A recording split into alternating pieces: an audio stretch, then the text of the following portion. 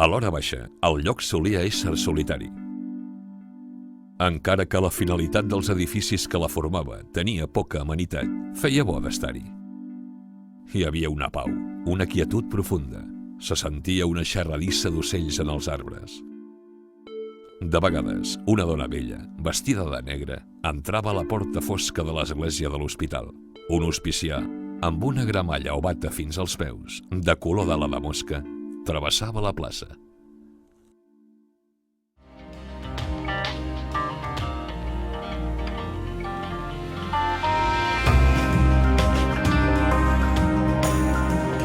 L'any 2004, l'Hospital de Santa Caterina de Girona tancava per primer cop en la seva història les seves portes per obrir-les al nou parc hospitalari Martí i Julià de Salt. Durant 6 anys es varen dur a terme les obres de rehabilitació per convertir l'antic hospital en edifici de la Generalitat de Catalunya a Girona i recuperar-ne el seu patrimoni històric.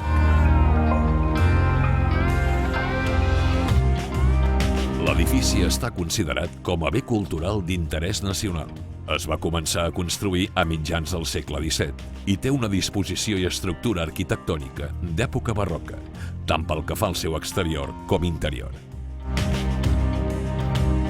A dins en destaca sobretot la farmàcia antiga, l'única farmàcia hospitalària existent a Catalunya, que continua en el seu lloc original i que conserva una de les millors col·leccions que es coneixen de pots de porcellana del segle XVIII. La farmàcia ha estat objecte d'una acurada restauració.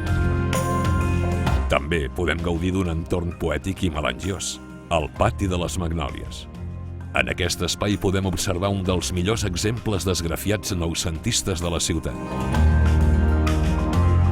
La rehabilitació de l'edifici ha permès incrementar el patrimoni existent. L'antiga capella de l'hospital s'ha convertit en un nou espai, l'Auditori Josep Irla. En el seu interior s'exposa el Gran Dia de Girona, obra monumental de Ramon Martí Alsina, realitzada el 1865, que evoca el naixement de la pintura moderna a Catalunya.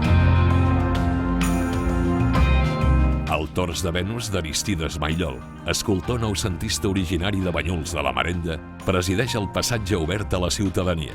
Maillol va ser un dels capdavanters del noucentisme. L'escultura representa la deessa Venus, l'ideal de bellesa femení mediterrani. Un altre element que s'ha pogut recuperar gràcies a la rehabilitació d'aquesta zona de la ciutat és part del tram de muralla del segle XIV i el polvorí del segle XVII, que va desaparèixer amb la construcció de l'avinguda de Jaume I. L'antic hospital de Santa Caterina, la Casa de la Convalescència i el nou edifici annex s'han convertit en el complex administratiu de la Generalitat de Catalunya a Girona.